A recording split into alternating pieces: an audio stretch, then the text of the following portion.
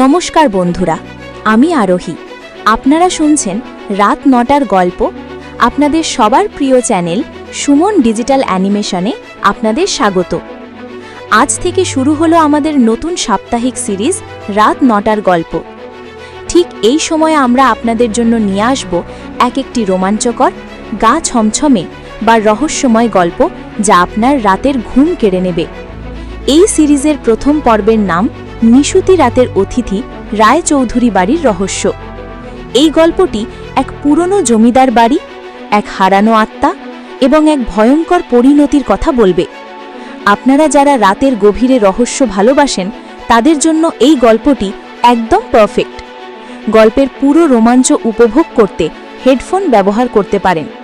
তাহলে চলুন আর দেরি না করে শুরু করা যাক রাত ৯টার গল্প সিরিজের প্রথম পর্ব, নিশুতি রাতের অতিথি, রায়চৌধুরী বাড়ির রহস্য। নিশুতি রাতের অতিথি, রায়চৌধুরী বাড়ির রহস্য।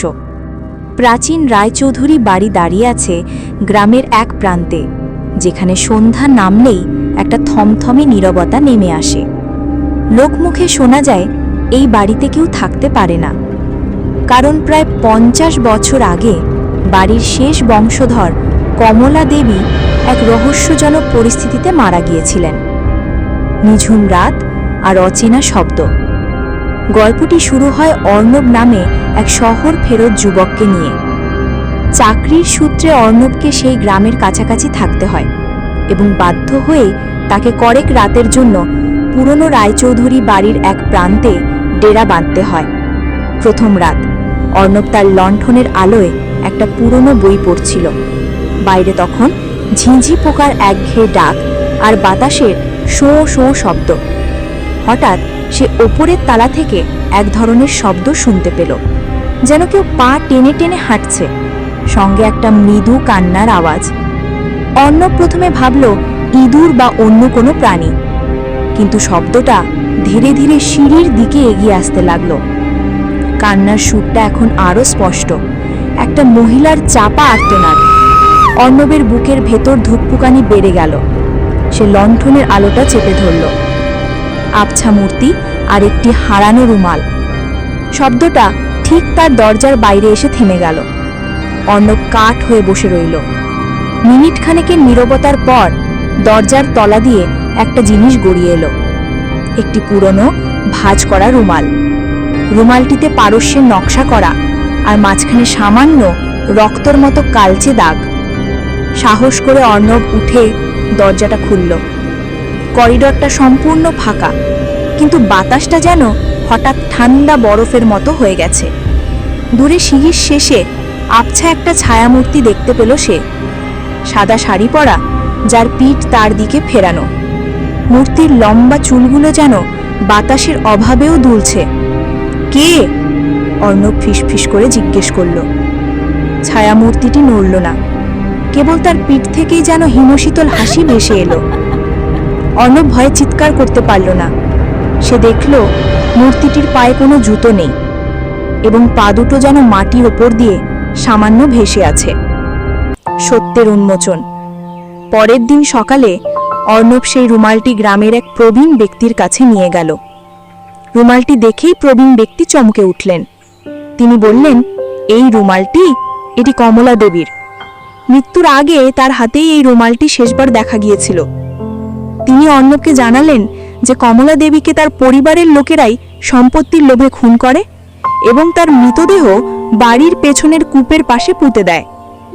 কিন্তু আত্মা মুক্তি পায়নি, কারণ তার শেষ ইচ্ছা ছিল যে তার মৃত্যুর আসল কারণ সবাই জানুক।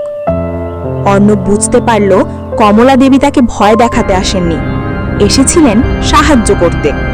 তিনি রুমালটি দিয়ে তার রক্তের দাগ দেখাতে চেয়েছিলেন, যা তার খুন হওয়ার প্রমাণ। সেই রাতে অর্ণব সাহসের সঙ্গে সেই বাড়িতে ফিরে গেল। সে সিঁড়ির দিকে মুখ করে রুমালটি ধরে বলল, কমলা দেবী, আমি আপনার কষ্ট বুঝতে পেরেছি। আমি কাল সকালে আপনার খুনের ঘটনা সবার সামনে আনব। আপনি মুক্তি পাবেন। কথাটা শেষ হওয়ার সঙ্গে সঙ্গেই বাড়িটির ভেতরের সমস্ত আলো যেন একবার দপ করে জ্বলে উঠল এবং সঙ্গে সঙ্গেই নিভে গেল। সেই হিমশীতল বাতাস বা কান্নার শব্দ আর শোনা গেল না। পরের দিন অর্ণব সেই প্রমাণের ভিত্তিতে গ্রামের প্রধানকে সব জানায়। পরে তদন্তে কূপের পাশে কমলা দেবীর কঙ্কাল পাওয়া যায় এবং তার খুনিদের সাজা হয়। এরপর থেকে রায়চৌধুরী বাড়িটা আজও অন্ধকার, কিন্তু সেখানে আর কোনো নিশুতি রাতের অতিথির পায়ের শব্দ শোনা যায় না। কমলা দেবী অবশেষে শান্তি পেয়েছেন। তো বন্ধুরা, এই ছিল আমাদের নতুন সিরিজ রাত ৯টার গল্পের প্রথম পর্ব, রায়চৌধুরী বাড়ির রহস্যের সমাপ্তি। কমলা দেবী হয়তো মুক্তি পেলেন, কিন্তু রাতে অন্ধকার নেমে এলেই লুকিয়ে থাকা আরও অনেক অজানা রহস্য সামনে আসে। গল্পটি শুনে আপনার কেমন লাগলো? আপনার যদি এমন কোনো ভৌতিক বা রহস্যের অভিজ্ঞতা থাকে তবে অবশ্যই আমাদের কমেন্ট বক্সে লিখে জানান। গল্পটি যদি ভালো লেগে থাকে তবে ভিডিওটিতে একটি লাইক দেবেন। রাত ৯টার গল্প সিরিজের পরের পর্বে আমরা নিয়ে আসছি আরও এক নতুন রহস্য, যা হয়তো আপনার কল্পনার বাইরে। সেই গল্পটি মিস করতে না চাইলে এখনই আমাদের channel Suman digital animation subscribe করুন এবং পাশের বেল আইকনটি প্রেস করে দিন। ঠিক রাত ৯টায় আবার দেখা হবে রাত ৯টার গল্প সিরিজের পরবর্তী পর্বে। ততদিন ভালো থাকুন, সাবধানে থাকুন এবং অবশ্যই আমাদের চ্যানেল দেখতে থাকুন। শুভরাত্রি।